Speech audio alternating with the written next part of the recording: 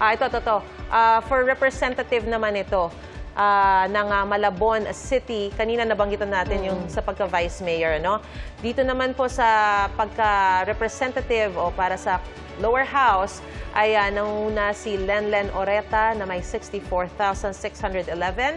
Na pumangalawa naman si Ricky Sandoval na may 51,817.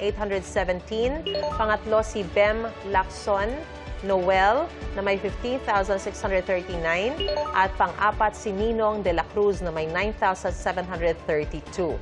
Yan po ay partial, unofficial as of 5:02 a.m. at yan po ay mga boto mula sa 77.06% of clustered precincts. Yan. So ano na yan, konti na lang. Konti na lang hintayin natin. 77% na. May mga ganun talaga no? Ate Sandra, ano ba masasabi mo doon? Kasi syempre, sinabi ng COMELEC, bago. At nakita naman natin na kahit na nagkaroon ng technical glitches doon sa doon sa pinuntahan namin na mga presinto, no? Parang kung ikukumpara mo doon sa nakaraang mga eleksyon na nagkaroon ng technical glitch, ito ang bilis na gawa. Parang mga in 10 to 15 minutes pag nakita na ng technician, na-address agad. Hindi ka tulad dati, minsan naabutin ka talaga ng siyam-siyam, na-delay na yung eleksyon, tapos hihintayin mo pa, may mga SD card pa noon, di ba?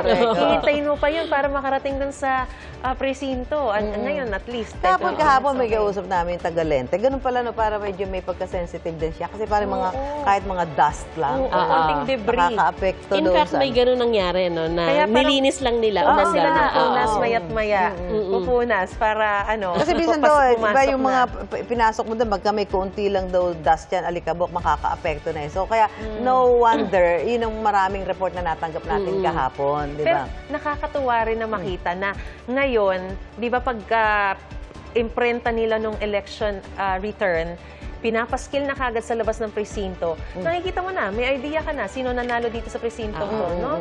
So, mabilis very transparent talaga yung mga changes dito sa ating bagong sistema. Medyo naging usapin talaga kahapon yung yung mga makinang pumalya. Ayun.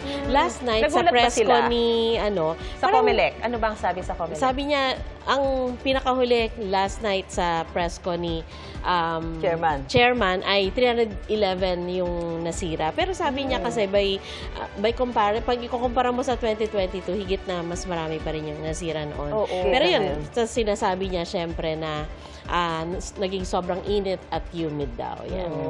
Yun naging dahilan siguro. No? Baka nga maraming factor, tapos umulan pa, di ba? Pero again, yun nga, the fact na mabilis na naayos, maganda rin, no? Malaking improvement. Tayo na update sa mayoral race sa Caloocan. Ito, tingnan natin kung sino. Nangunguna pa rin si Along Malapitan na may botong 266,746. Si Antonio IV Trillanes ay may 175,549. Danny Villanueva with 2,331. Richard Cañete na may 1,791. At si Ronnie Malunes na may 1,551 votes. Ito po ay partial, unofficial as of 5:02 a.m. Mga boto po iyan mula sa 76.57% of clustered precincts. Ayan. Sa Vice Mayor naman, tingnan natin. Karina Te, nasa unang pwesto with 268,375. PJ Malonzo, 150,758. Dante Lustre, 4,381. Joseph Timbol, 4,137. At Rolando Tobias na may 3,348. Again, ito po ay partial, unofficial as of 5:02 a.m.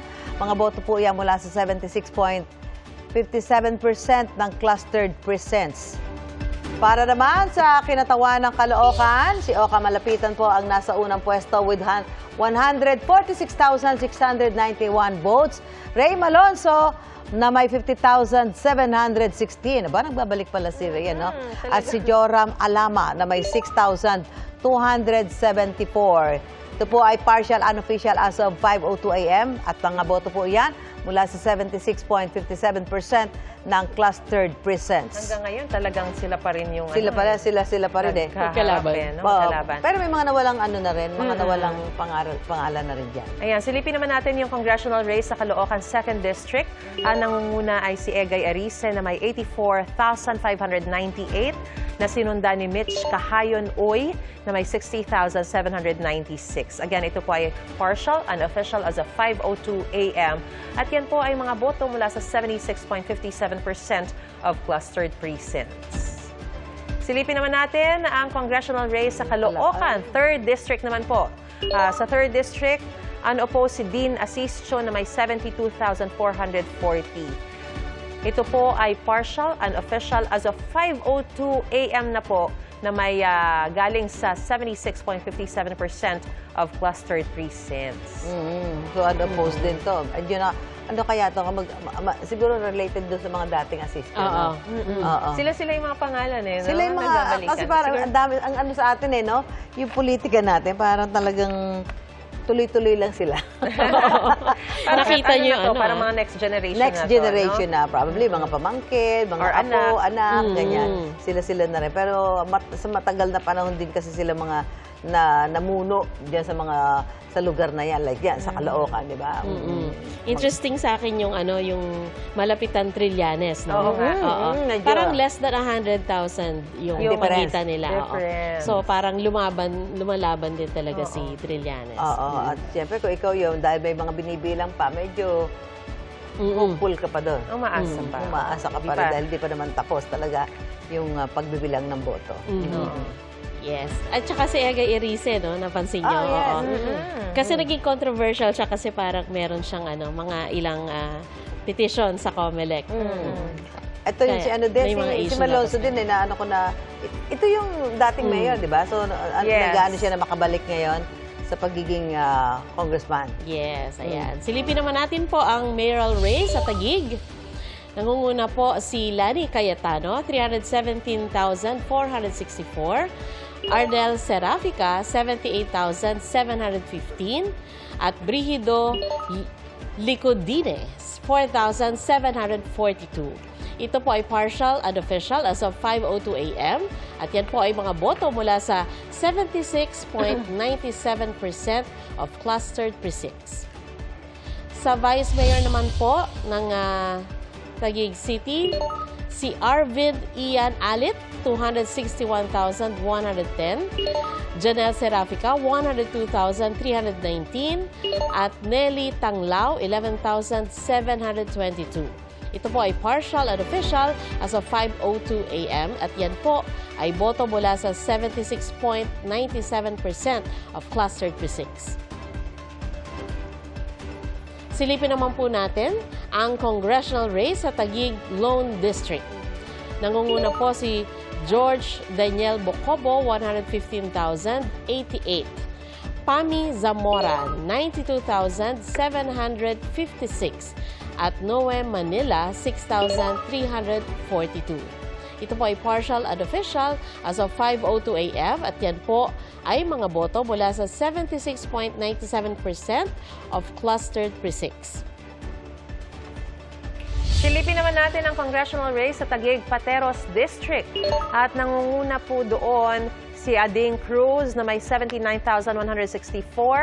Sinundan ni Direk Lino Cayetano na may 52,613. Pangatlo si Alan Serafica na may 33,932. Peter De La Cruz ang pang-apat na may 1,611 votes. At panlima si Ricardo Opok na may 1,068 votes. Ito po ay partial and official as of 5:02 a.m. at yan po ay mga boto mula sa 76.97% of clustered precincts. So itong bago ito si Ading yung nangunguna? Bago sa pandinig ulit natin. Bago sa pandinig. Kasi yung pangalawa, si Direk Lino Cayetano, medyo ano na yan di ba? Especially Cayetano, naman sa Taguig talaga mga kilalang mga politiko, ng political family yan. So, political family. Pero medyo nila, malaki yung agwat nung si Ading. Kay Direk Lino Cayetano. Medyo... Especially nasa 76.97%. Ano yan, parang talagang kung iisipin mo, yung mga botante ngayon, ano? Kasi doon, kanina yung, ano ba, doon sa mayoral, di ba, ang laki din naman ang lamang ni Lani. Oo, doon sa... Although doon, mas malaki talaga yung agwat. Oo. Ito medyo mga 20,000 more than 20,000. Abangan din natin kasi 76.97 medyo may bibilangin pa mga boto. Meron naman, pa. no? Meron hindi pa yan darating. Hindi pa yan hindi pa pwede magiging sabihin na Kampante. hindi ka pa magiging kampante niya kung ikaw yung nasa leading position.